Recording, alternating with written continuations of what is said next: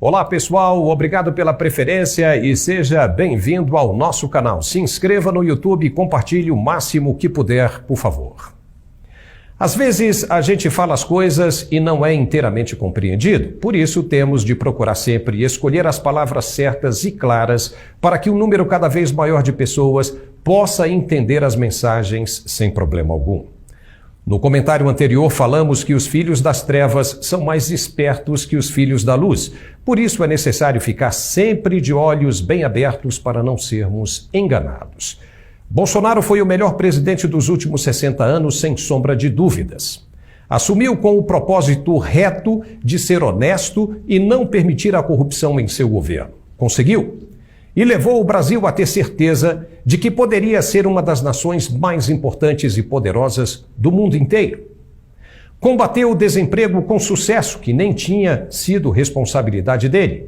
Equilibrou as contas públicas, fez a economia crescer de verdade, com o PIB nacional ficando acima de muitos países ricos do planeta. Enfrentou pandemia e guerra e o país recebeu o respeito dos grandes investidores internacionais. As estatais deram lucro como nunca desde 1995 e o índice de homicídios violentos caiu impressionantemente, com cerca de 20 mil vidas sendo poupadas desde que o Estado permitiu ao cidadão se proteger por conta própria. Mas por que ele não foi reeleito? Essa foi a questão do comentário anterior. Bolsonaro é humilde, sim, mas se descuidou da retaguarda. E aqui eu peço a você que me compreenda, por ser uma análise estratégica da condução do processo por inteiro. Ele tinha muita responsabilidade para reconstruir o que estava estragado. E era muita coisa mesmo, mas jamais poderia ter perdido de vista aqueles que não o queriam no poder. Muitos acham que ele sabia o que estava acontecendo e que ficou de olho o tempo todo, mas não. Caso contrário, não teria sido traído. O presidente Volodymyr Zelensky da Ucrânia, por exemplo, tinha tudo para ser traído também. Um político praticamente recém-chegado na presidência e logo de cara pegou uma bucha com a invasão russa de seu território. Os russos são muito bons em persuasão e poderiam ter colocado infiltrados que eliminariam facilmente o jovem presidente. Mas ao contrário do que esperavam, Zelensky continua resistindo e dentro da Ucrânia. Bolsonaro se cercou de alguns homens realmente muito bons, como o general Heleno, mas em caso de guerra física, como a que vemos no leste europeu, será que ele teria conseguido passar ileso, como o presidente Zelensky conseguiu? Muito provavelmente, pelo que aconteceu e pelo que vimos, a resposta é não. Mas isso faz dele um homem menor? Também não. Significa que aprendeu. Mesmo sendo experiente, a vida o ensinou mais uma lição importante. E estando fora, agora, ele se torna aquele mosquitinho chato das noites de verão, zoando no ouvido dos integrantes do governo empossado no dia 1º de janeiro.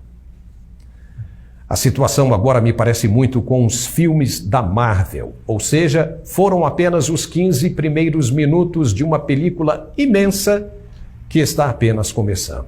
O desenrolar da história verdadeiramente vai começar agora. A pressão começa a suar na tampa da panela. O ministro Barroso foi orientado a deixar o avião da Gol em Miami ao tentar embarcar de volta ao Brasil. Os passageiros gritaram palavras de ordem e os oficiais americanos teriam decidido que não era seguro para o ministro embarcar. Veja como foi. Sai do voo! Sai do voo! Sai do voo! Sai do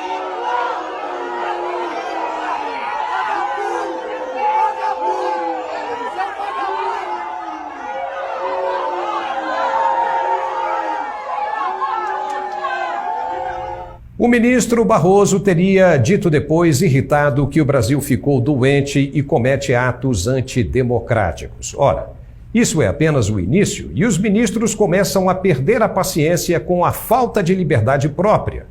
Até quando, eles perguntam, vai durar tudo isso para que possam voltar a viver uma vida normal? Não podem mais sair de casa sem seguranças com suas famílias e nem passear nos shoppings. A pergunta certa é: até quando eles ainda irão aguentar? A mesma pressão foi sentida por Lula ao visitar o velório de Pelé em Santos, no litoral paulista. O presidente precisou chegar com um forte esquema de segurança e também foi recebido com vaias.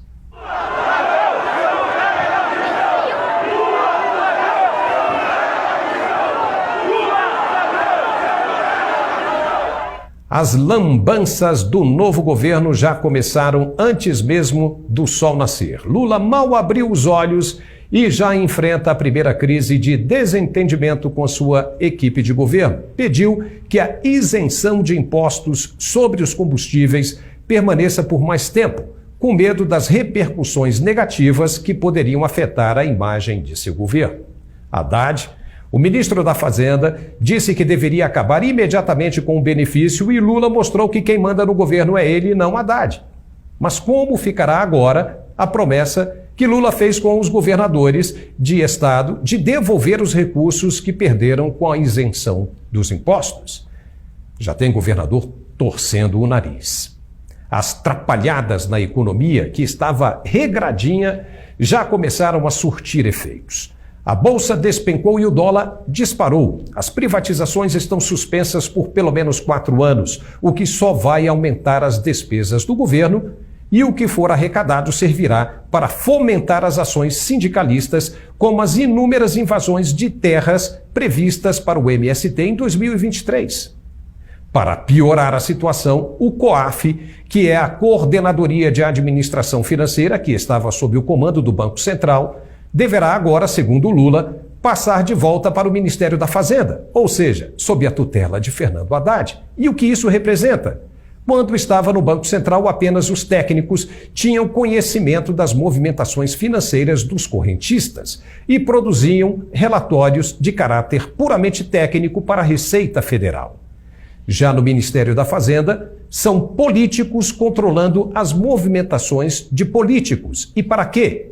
No passado, quando isso acontecia, era compreendido como um instrumento de persuasão, de chantagem em cima dos parlamentares.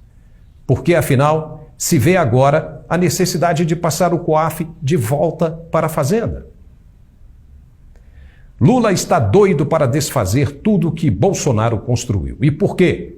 Porque foi bom. E o que é bom para o povo é ruim para quem entra, pois o bônus fica para o que saiu. E com isso, na loucura, o desespero de apagar as lembranças e os feitos acaba arruinando cada vez mais a vida do brasileiro. Colocar a líder do Partido Comunista do Brasil no lugar do técnico Marcos Pontes à frente do Ministério da Ciência e Tecnologia é mais uma das coisas estranhas que vem por aí. Luciana Santos foi condenada no fim de 2019 em uma ação de improbidade administrativa com relação à contratação de uma empresa para serviços de iluminação pública, quando ela era prefeita de Olinda, em Pernambuco. E na sentença, o juiz Rafael Carlos de Moraes estipulou multa, suspensão dos direitos políticos por 6 anos e proibição de contratar com o poder público por 5 anos. Uou! Como ela vai lidar agora com as compras do Ministério? E nem vamos falar, por enquanto, do decreto de desarmamento, para não ficar muito longo esse comentário. O senador Marcos Duval está revoltado e promete oposição ferrenha até o fim. O resultado dessa corrida maluca, dessa mansão dos horrores, será, com toda certeza, o aumento da pressão. Quem está acostumado com a vida boa não vai querer abrir mão da conquista e a corda só vai esticar. Foi apenas uma dorzinha de barriga, mas a cólica mesmo ainda está por vir. E não haverá espaço para os que não se modernizaram. Voltar com a velha política não é mais o remédio para a dor. Por hoje é só, pessoal. Espero que tenham me compreendido agora. Se não, é só voltar o vídeo um pouquinho e ver novamente. Eu leio todos os comentários e agradeço muito. Muito obrigado mesmo. Vamos estar de olho sempre nas ações do governo. Um forte abraço e até a próxima. Uai, seu app de vídeos curtos.